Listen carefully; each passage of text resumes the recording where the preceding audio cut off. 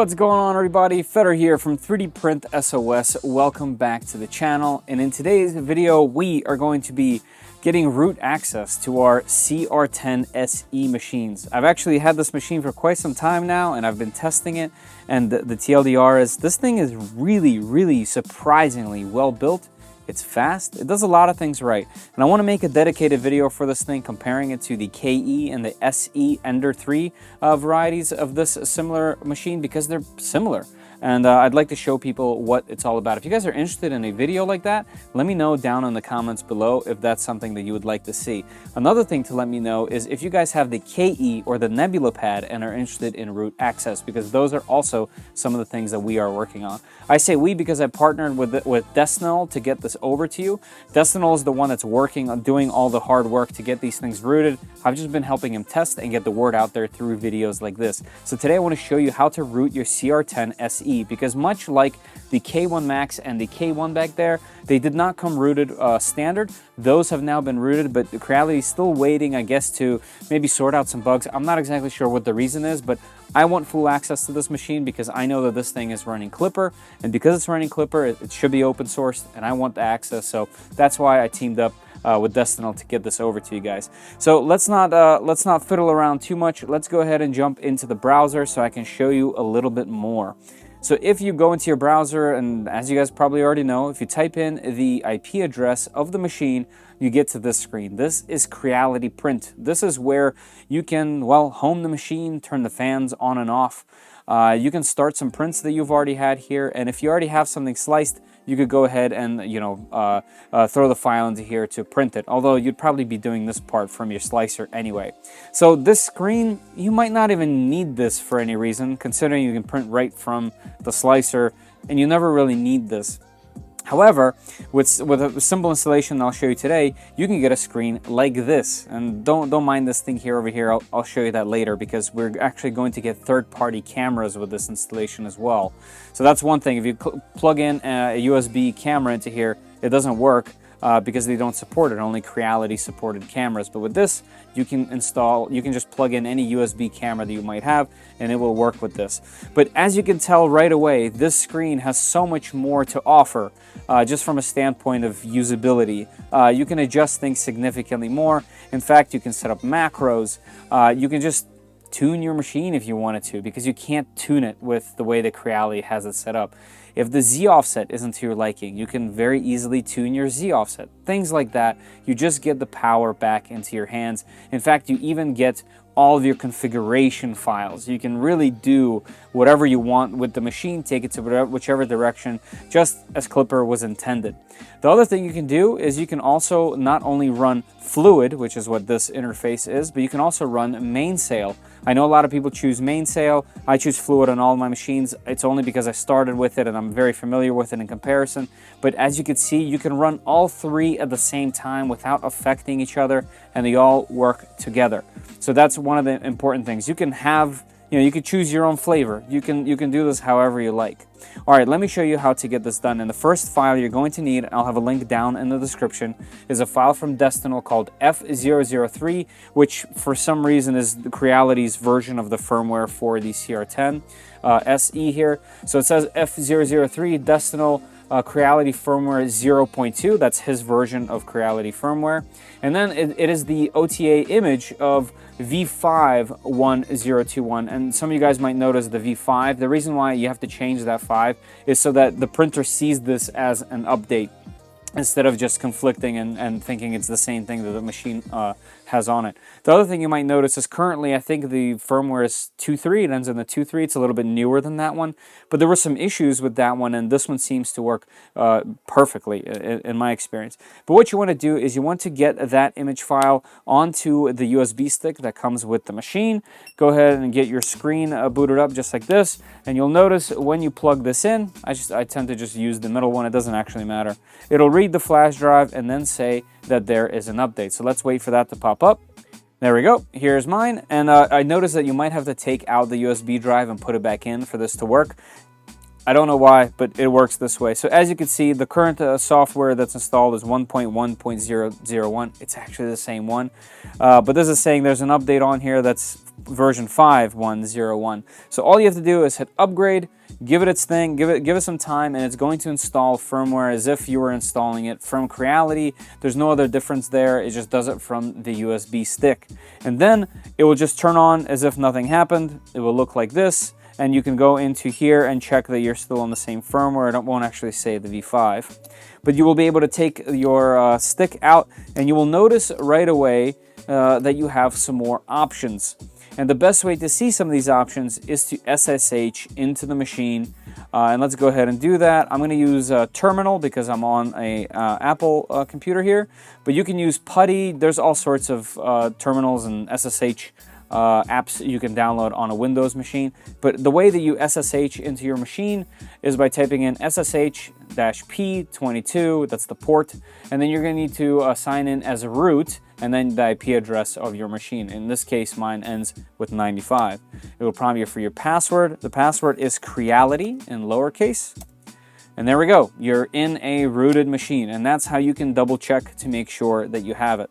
One of the other things that Destinal did, and this is a very important part actually, if you type in // I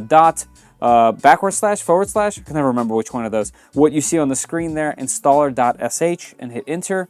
As you can tell, we have the same exact script by, I could never say it, I didn't say it right in another video either, Gillows, sorry man, Cyril, he made this file, and that is the same thing that we used to root our K1 and K1 Max. But what this does is it helps you very easily install all kinds of different apps and scripts onto your machine, because doing it from scratch is actually pretty difficult because of the way that the Klipper installation is installed here. So all we need to do is hit 1, hit enter. And as you can see here, we have access to all sorts of stuff. So we can install Fluid and Mainsail. Actually, both of those are already pre-installed. And as you can see here, there is different ports, and that is how you get to these front ends. So all you need to do is type in the same IP address as you have, but this one ends in 08 for Fluid, and this one ends in 09 for Mainsail. Very easy to do. Let's go ahead and jump back in. And one of the things that I want to show you here, I'm not going to go into full detail on each one of those. In fact, a video is going to be popping up at the top here. It is going to be how I rooted these. These go into a lot more detail in this portion, and you can jump through all of the bookmarks that I have on the bottom on how to install this. But the main thing I personally really like to install here is Klipper Adaptive Meshing and Purging. It's really important, at least I think it's called CAMP for short. And what it does is, instead of meshing your entire print bed, it just meshes what the print needs. So if you're printing a benchy in the middle of your print bed, it doesn't need to mesh the entire bed and wait. It'll just mesh where that benchy is going to be printing, and then go ahead. The other thing that it does, instead of making a long purge line down the side, it makes a purge line next to your print. So you don't need to have unnecessary filament paths anywhere, unnecessary long purges. It'll just do one little purge, and then it'll just go right to print, and it just really well done, and I install it on everything. So the way to install this is we click 8, hit enter. Mine's actually going to give me an error here saying that I already have it installed, but it'll just go down the line, it'll install it, and make sure that you always scroll right above this because this is where all the messages pop up for this thing, and it'll tell you exactly what to do. And it'll tell you two things that you need to do. One is when you go into your Fluid or Mainsail installation, we're going to go into our configuration file and to moonraker.config. And you want to get to this line right here. It actually says it here already, to set this part to true if you're using CAMP, because originally this says false. And all this does is, through your slicer, it gives each object essentially its own little area instead of the whole thing, and that allows CAMP to work properly. So after you change this to true, go ahead and do a save and restart. Wait a couple seconds for this thing to work. Sometimes it takes like 30 seconds. It'll even give you an error occasionally, but then it'll just boot up as if it was nothing. That's the first thing you got to do.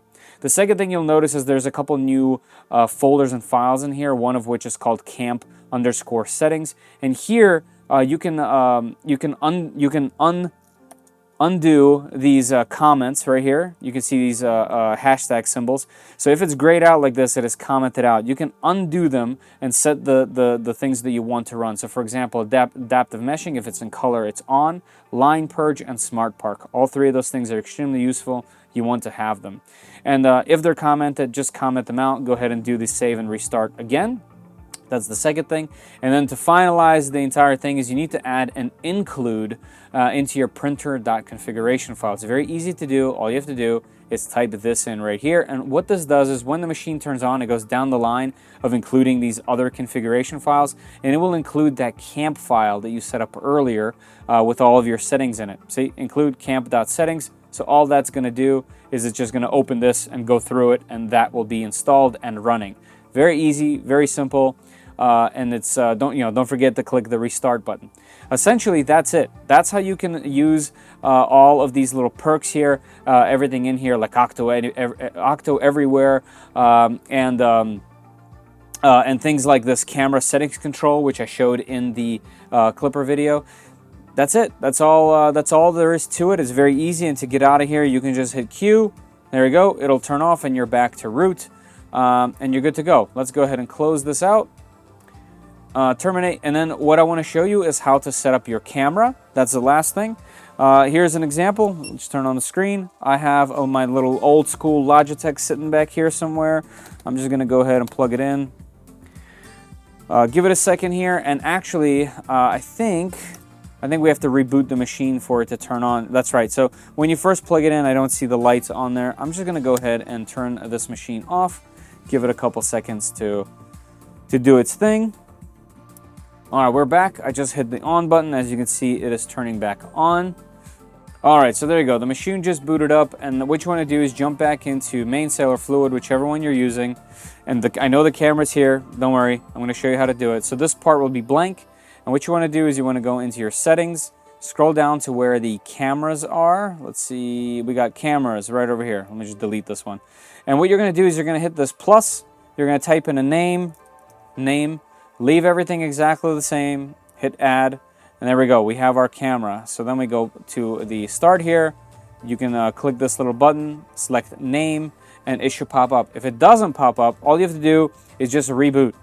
Reboot this thing and it will pop right up. Here's the other thing though. If you notice, even back in Creality Print, your camera will work. The only thing with Creality Print I notice is it kind of skews the picture, like it's a little funky. Although one thing I do gotta say is their response is much faster than what it is in here. Although you can tweak this and edit it, the codec and whatnot, add FPS, so on and so forth. But it is really good enough, and it works in full screen as well. You can even detach this. There's lots of things you can do. It's kind of infinite, I guess, at that point. But it should work in both Mainsail and Fluid. One more thing I wanted to show you, and I will have a link down in the description for this as well. But there is this little utility. It's an HTML document that you can open in your browser. It's the Creality Reset tool, and what you do is you put in the IP address of your machine, and if you hit reset, it resets your machine back to the original spec of the current firmware. So sometimes clearing some things out after installing a brand new firmware is a good idea, especially because you'll want to run the machine through its original tuning that it does, where it finds its fans, it heats everything. It does, I think it does like a light PID tuning. I'm not sure to that, but it does all sorts of self-checks. And you kind of want to do that when you install a new firmware. So if you guys have the time, or you want to tinker or don't want to tinker, I highly suggest jumping into this after installing the firmware. Throw in your IP address in here, hit reset, wait a little while, and you'll see on the screen that it does a full reset as if it was new. It'll talk you through all of the same things. And one of the cool parts is after you have this rooted, as soon as you have your Wi-Fi information in there, you can actually jump into the console of Fluid or Mainsail and actually watch all of the things that it does while it does its self-check. It's actually pretty cool to see how they did it, if that's something that's of interest to you. But I definitely recommend doing this. You don't have to, but it definitely helps, you know, I guess make things kind of like a clean start instead of potentially causing some kind of issues. It's likely not going to be needed, but it's always a nice to have.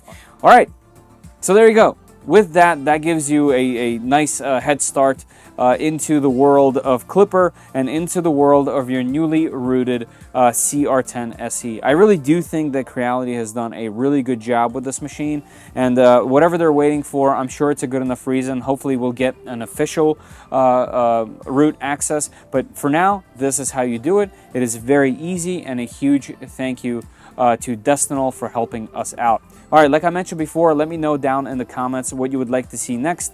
And I'll definitely be working on more of a video for this because I do think it is a pretty interesting machine.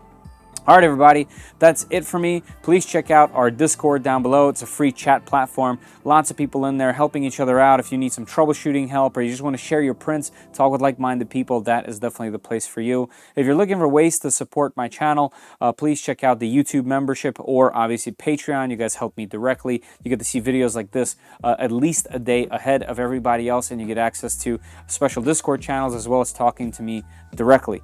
All right. I think that's all for me for today. And as always, I'll see you down in the comments. Later.